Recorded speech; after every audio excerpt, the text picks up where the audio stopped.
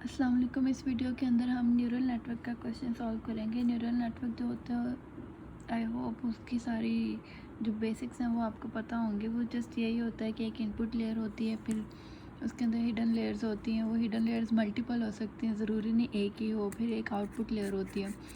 Output layer और input layer पर neurons कितने होंगे वो डिपेंड करता है क्वेश्चन के ऊपर डिपेंड करता है। अगर क्वेश्चन के अंदर आपके जितने फीचर्स होंगे वो सारे फीचर्स जो होंगे काउंट कर लेना, और उतने न्यूरॉन्स आपके इनपुट लेयर के ऊपर होंगे, ठीक है। और आउटपुट पर जितनी उसकी कैटेगरीज आपको चाहिए होंगी, जैसे कह लो कि जैसे हमने पहले डेटा सेट देखा जिसके अंदर प्ले वाला काम था कि प्ले हम कर सकते हैं या नहीं, येस और नो की कैटेगरी थी उसमें, तो उसमें 2 न्यूरॉन्स बन सकते थे, ठीक है। तो आउटपुट में जितनी आपकी क्लासिफिकेशन की कैटेगरीज बन रही होंगी उतने जो हैं आउटपुट लेयर पर न्यूरॉन्स होंगे। नॉर्मली आपको जो पेपर के अंदर क्वेश्चन मैंने देखे हैं पास पेपर में और क्लास वाले क्वेश्चन में, और जो वैसे असाइनमेंट्स वगैरह के क्वेश्चन थे, तो उसमें हमें एज सच कोई मतलब डेटा सेट ऐसे नहीं बताया जाता था। हमें वेट्स वगैरह बता देते थे, इनपुट्स बता देते थे ये हैं, और स्ट्रक्चर बता दिया जाता था। तो उससे आगे फिर हमने कैलकुलेशंस करनी होती थी न्यूरल नेटवर्क के रिलेटेड जो भी होती हैं।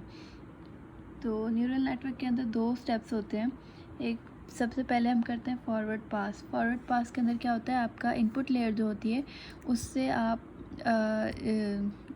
उसको जो वेट्स गिवन होते हैं उनको यूज़ करते हुए आप जो हिडन लेयर्स होती हैं उन पर न्यूरॉन्स की वैल्यूज़ फाइंड करते हैं। उन न्यूरॉन्स के अंदर जो वैल्यूज़ होती हैं वो होती हैं आपके एक्टिवेशन फंक्शंस की को यूज़ करते हुए आप उसके एक्टिवेशन फंक्शन के अंदर वैल्यूज़ पुट करते हुए यहाँ वैल्यूज़ फाइंड करते हैं, ठीक है।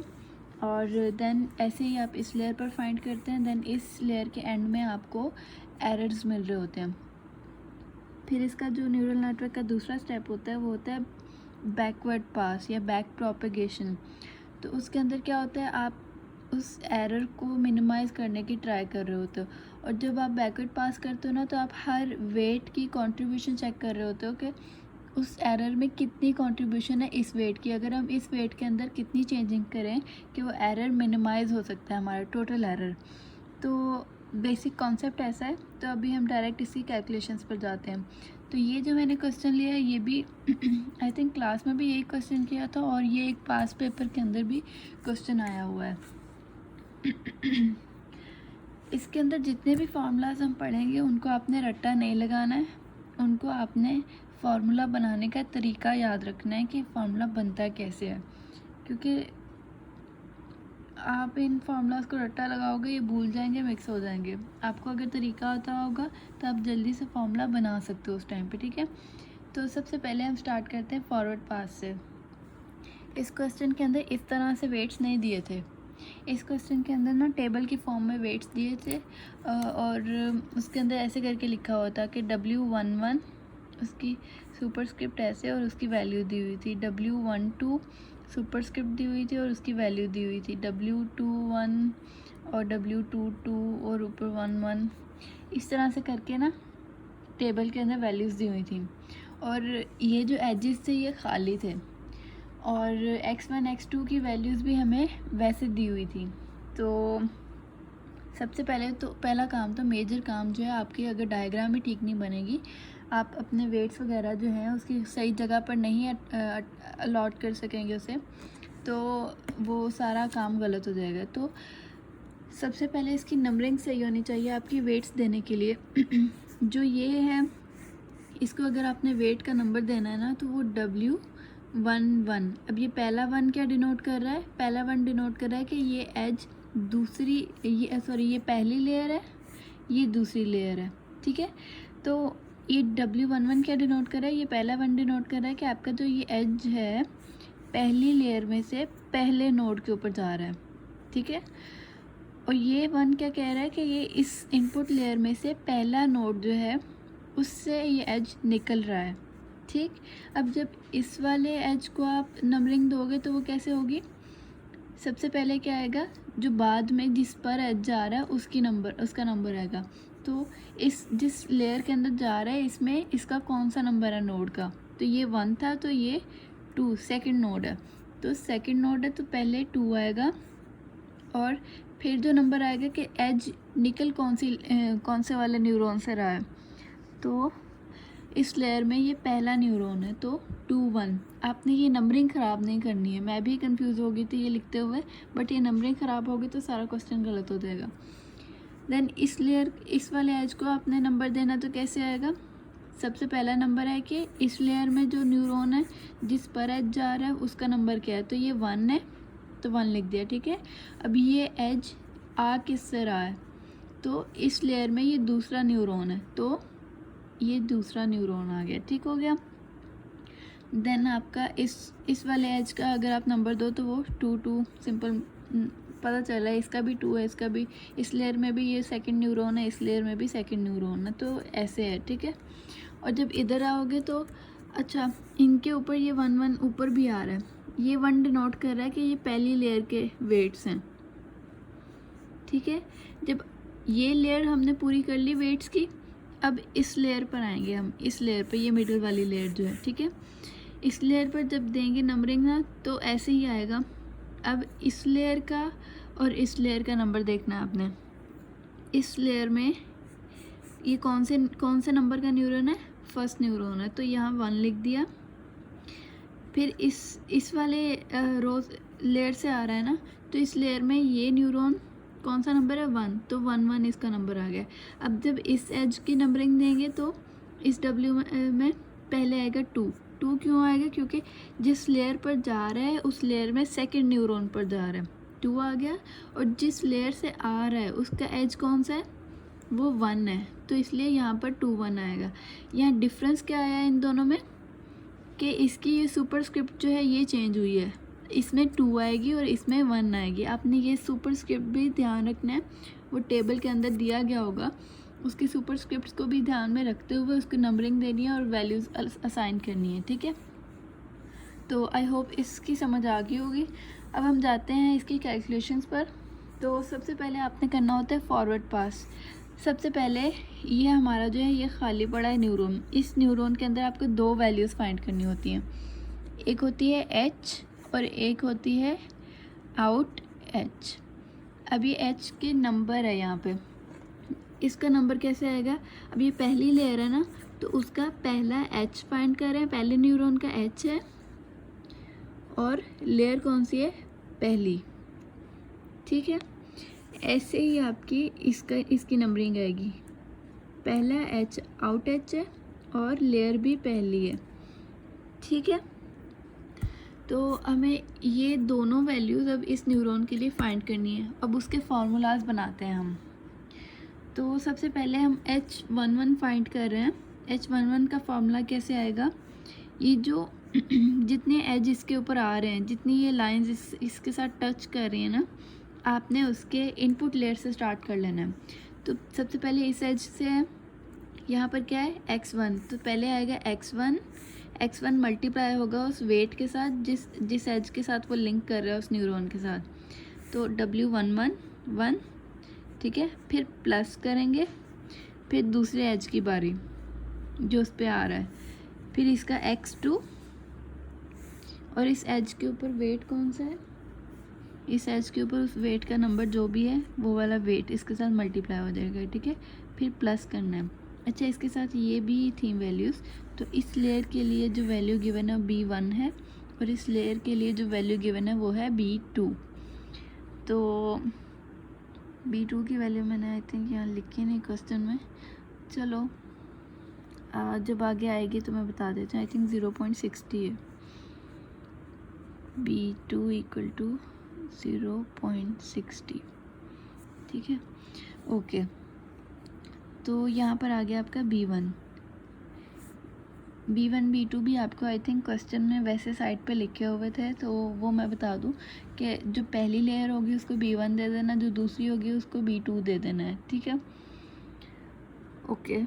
फार्मूला बन गया। फार्मूला के अंदर वैल्यूज़ पुट करनी है हमने। x1 की जो भी वैल्यू थी वो मल्टीप्लाइड बाय उसके वेट के साथ, इस वेट की वैल्यू के साथ, प्लस x2 की वैल्यू आ गई और फिर इस वेट की वैल्यू आ गई जो इस एज के ऊपर है, ठीक है,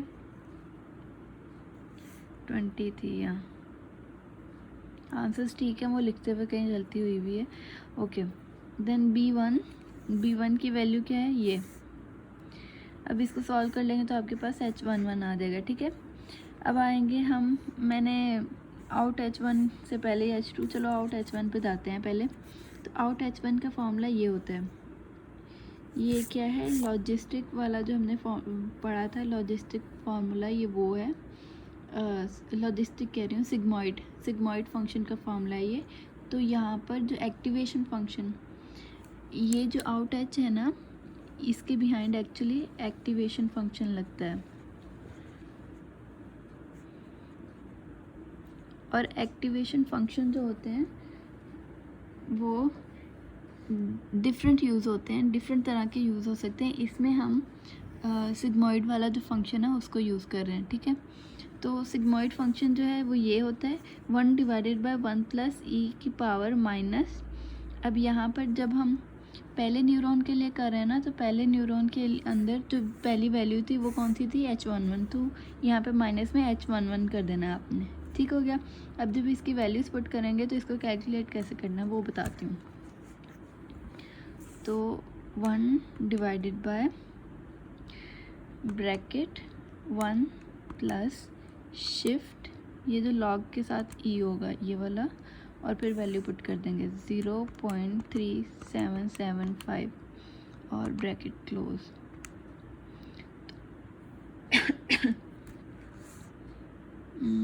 मेरी वैल्यू क्यों चेंज आई है,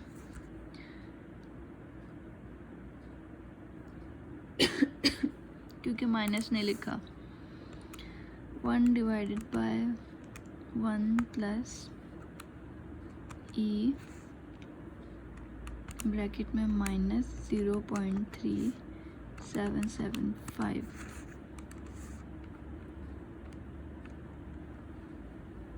और ब्रैकेट क्लोज। अब आ गया, ठीक है। माइनस लिखना नहीं भूलना आपने, जैसे मैं भूल गई थी, यहाँ पे माइनस है, ठीक है। तो इस तरह से आपने इसको कैलकुलेट कर लेना है। जब इसका कैलकुलेशन क्या आ गया आंसर, तो वो ये आ गया, ठीक है। अब ये दोनों आंसर किसके हैं, इस न्यूरॉन के हैं, ठीक है।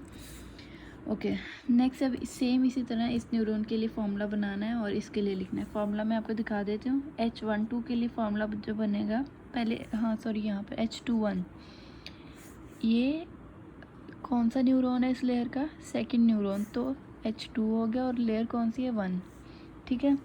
तो इसके अंदर अब इसका फॉर्मूला जो बनेगा वो इसके ऊपर जो 2 एजेस आ रहे हैं उनसे बनेगा। तो यहाँ पर है x1 multiplied by W21 plus x2 multiplied by W22।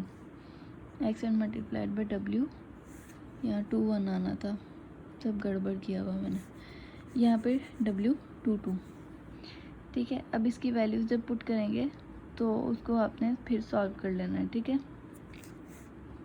वहाँ पे मैंने इसकी वैल्यू, क्योंकि ये पहले ऐसे हो गया था, ओके, यहाँ W21, ठीक है। और 25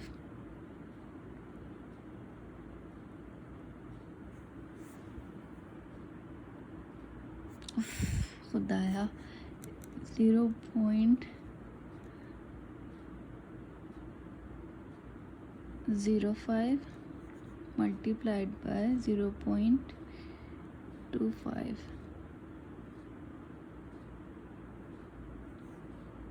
और ये, ठीक है, ओके। तो इसको जब आप कैलकुलेट कर लोगे तो आपकी ये वैल्यू निकल आएगी, ठीक है। उसके बाद आपने अगेन आउट H21 भी निकाल लेना है। H22 बता रहा है कि इस लेयर का सेकंड न्यूरॉन है और ये फर्स्ट लेयर है, ठीक है। तो इसका फॉर्मूला कुछ ऐसे बनेगा 1 डिवाइडेड बाय 1 प्लस ई की पावर माइनस, यहाँ पर जो हमने पिछली वैल्यू इसकी निकाली है H21 इसी न्यूरॉन की, वो आ जाएगी, ठीक है। फिर आपने वैल्यूज़ पुट करके इसकी कैलकुलेशन कर लेनी है। ओके, लेयर 1 हमारी सॉल्व हो गई। अब लेयर 2 पर आना है। लेयर 2 पर भी यही 2 चीज़ें हमने फाइंड करनी है, लेकिन इनका फॉर्मूला थोड़ा डिफरेंट हो जाएगा। वहाँ पर क्या था, वहाँ पर हमारे पास इनपुट लेयर लिंक हो रही थी, लेकिन यहाँ पर अब लिंक कौन सी हो रही है, ये मिडल वाली लेयर लिंक हो रही है। तो इस लेयर में से जो आउट वाली वैल्यूज़ है ना, आउट H1 और आउट H2, आपने वो वाले लेने हैं, उनको मल्टीप्लाई करना है x1 x2 की जगह पर। तो सबसे पहले हम इसके H12 के लिए हम अब ये H1 डिनोट कर रहा है कि पहला न्यूरॉन है और 2 डिनोट कर रहा है कि सेकंड लेयर है, ठीक है। तो इसका जब फॉर्मूला बनेगा आउट H11 जो कि यहाँ पर आता है मल्टीप्लाइड बाय W112, ये पहला न्यूरॉन, ठीक है, पहला जो उसका वेट है, प्लस आउट H21 यहाँ पर जो था हमारी वैल्यू निकाली मल्टीप्लाइड बाय W12 जो इस पर दूसरा एच जा रहा है उसका वेट, प्लस B2। अब ये B2 वो ऊपर वाली वैल्यू है, ठीक है। यहाँ पे वैल्यूज़ पुट करके आप आंसर निकाल लोगे, फिर आप निकालोगे इसका आउट H12।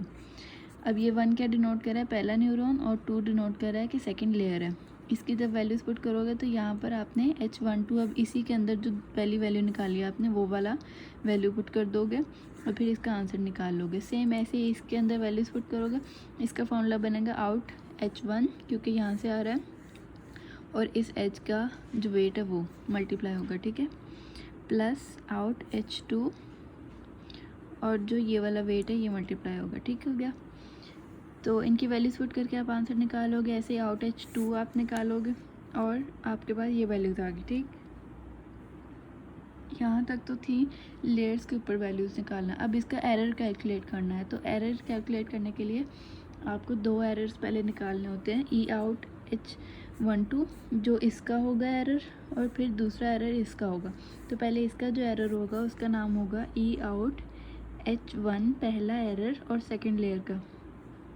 तो क्योंकि ये आउटपुट लेयर है तो इसलिए ये नाम लिखा है इसने, ई डिनोट कर रहा है एरर, आउट डिनोट कर रहा है आउटपुट, और ये H1 डिनोट कर रहा है कि ये पहला न्यूरॉन है और ये सेकंड लेयर है, ठीक है। इसका फॉर्मूला है ये जो मीन स्क्वायर एरर हमने पढ़े थे पीछे, वही एरर फॉर्मूला यहाँ पे लग रहा है। तो 1 divided by 2 into y actual minus out H12 जो भी हमने यहाँ निकाला था, ये वाई एक्चुअल क्या है, वाई एक्चुअल ये आपको दिए हुए हैं ये दो, ये वाई एक्चुअल 1 है, ये वाई एक्चुअल 2 है। इसके लिए ये वाला वाई एक्चुअल यूज़ करेंगे, इसके लिए ये वाला, तभी इसके लिए करें तो ये यूज़ करेंगे, ठीक है। तो वैल्यूज़ पुट की वाई एक्चुअल की, आउट H12 की, और इसका आंसर निकाल लिया, ठीक है, ये आ गया। ऐसे EH2 के पावर 2, इसमें सेम वही फॉर्मूला है, जस्ट क्या है ये चेंज हो जाएंगे वाई एक्चुअल, और इसके लिए इसके अंदर क्या है आउट H22। तो इनकी वैल्यूज़ जब पुट की तो आंसर ये आ गया। अब ई टोटल का फॉर्मूला क्या है,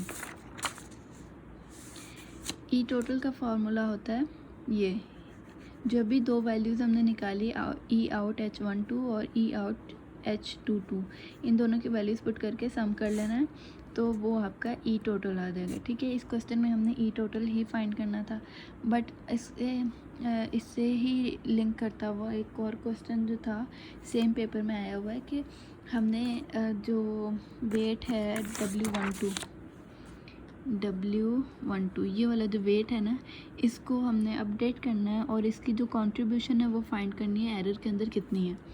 तो वो सेकंड क्वेश्चन है उसका एक पेपर के अंदर, क्वेश्चन नंबर 6, तो मैं वो भी यहीं पर करवा रही हूँ क्योंकि वो इसी का बैकवर्ड पास जो है वो है। अगर आपको ई टोटल ही मांगा हुआ है तो आपने यहाँ तक करना है। अगर आपको फर्दर आगे कहा गया है कि किसी वेट को आपने करना है ऐसे चेंज करना है, उसकी वैल्यू को की कंट्रीब्यूशन फाइंड करनी है या बैकवर्ड प्रोपगेशन करके दिखाएं किसी वेट के लिए, तो आपने ये वाला स्टेप करना है। तो इसके अंदर कैसे करोगे आप, ओके, किसके लिए करना है आपने W12, ठीक है। तो इसके लिए जब आप फार्मूला बनाओगे वो होगा partial derivative E total divided by out H12। H12 क्यों लिया, क्योंकि ई टोटल कुछ यहाँ पर आ रहा था आपने इस तरह से फार्मूला बनाना है, ई टोटल को आपने इसके साथ किया था ना, तो फार्मूला कुछ इस तरह से बनेगा,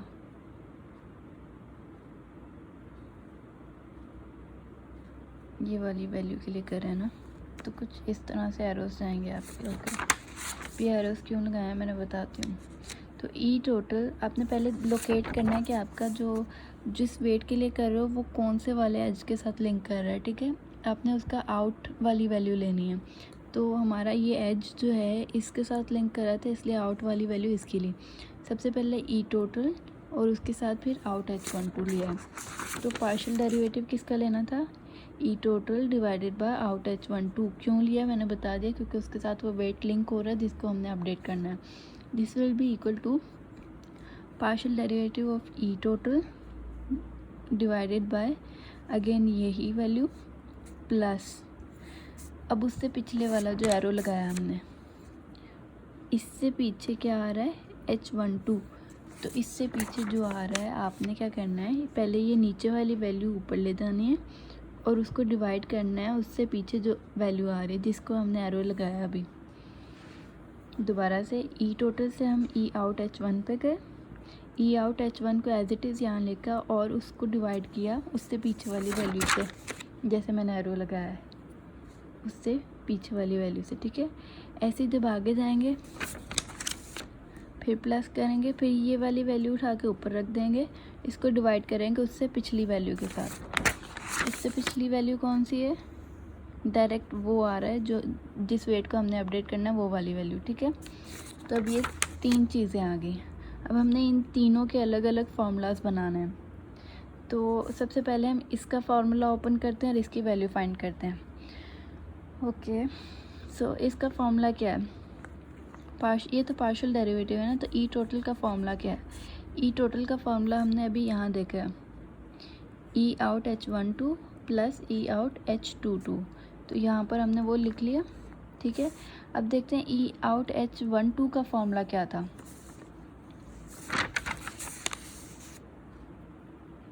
ई आउट H12 ये फार्मूला था इसका, ठीक है, 1/2 Y actual minus out H12।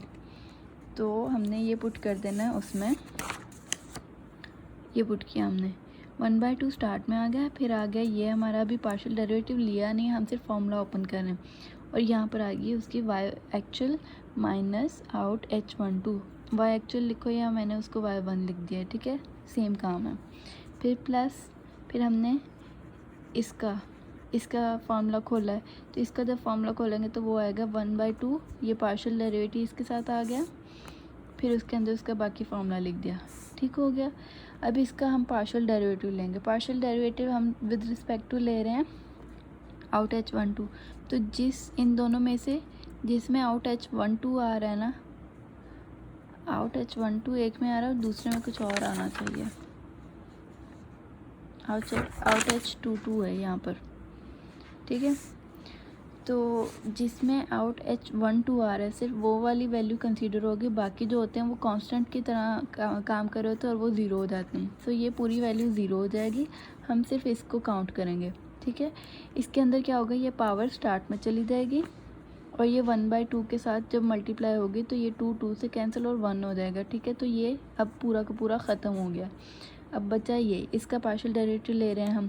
तो जब पार्शियल डेरिवेटिव ले रहे होते हैं और पावर में ऐसे आ रहा हो तो पहले ये पूरी वैल्यू वैसे की वैसे लिखते हैं, फिर मल्टीप्लाई करते हैं और फिर ये अंदर वाली वैल्यूज़ का पार्शियल डेरिवेटिव लेते हैं इसके रिस्पेक्ट से, ठीक है। अब इसमें तो ये वाली वैल्यू आ नहीं रही, तो जब नहीं आ रही होती तो फिर ये कांस्टेंट की तरह काउंट होता है और ये ज़ीरो हो जाएगा, ठीक हो गया। और जब इसका डेरिवेटिव लेंगे तो ये इसका डेरिवेटिव होता है 1, ठीक है।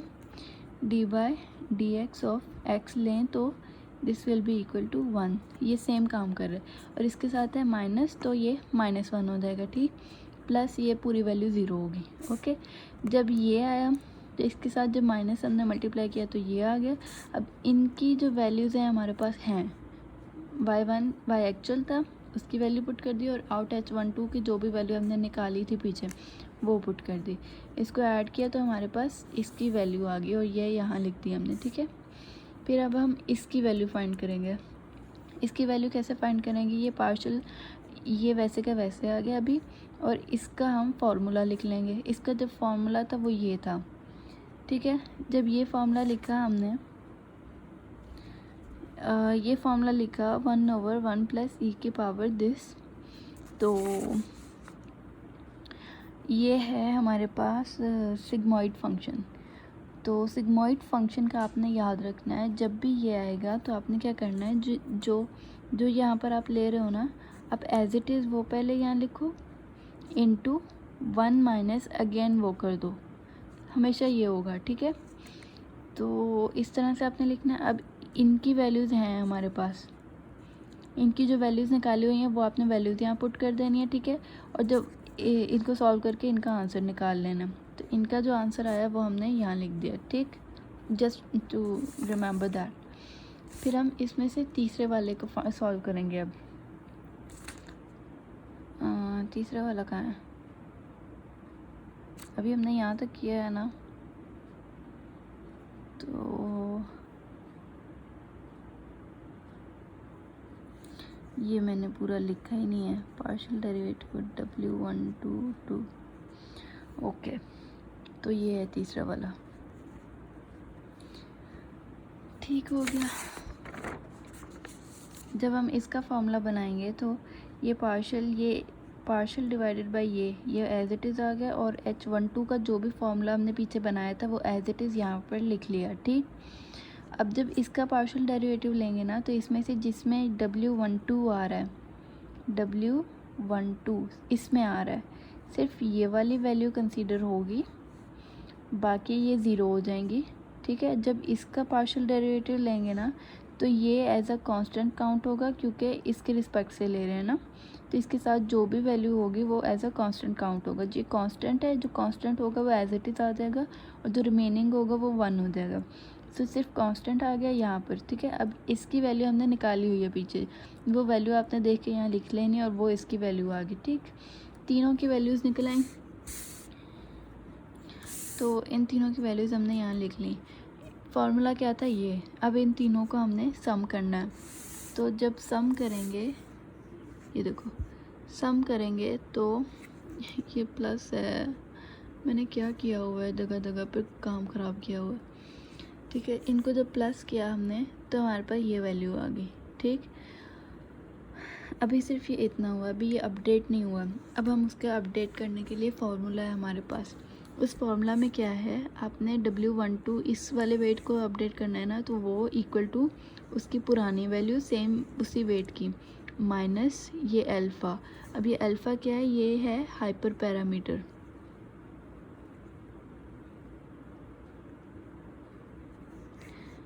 हाइपर पैरामीटर होता है कि स्टेप होते हैं हमारे, हमें इसकी वैल्यू जो है अपनी मर्ज़ी से दे रहे होते हैं, या हमें क्वेश्चन पेपर में दिया होगा, क्वेश्चन पेपर में ऑब्वियसली दी होगी ताकि सबके आंसर सेम आए।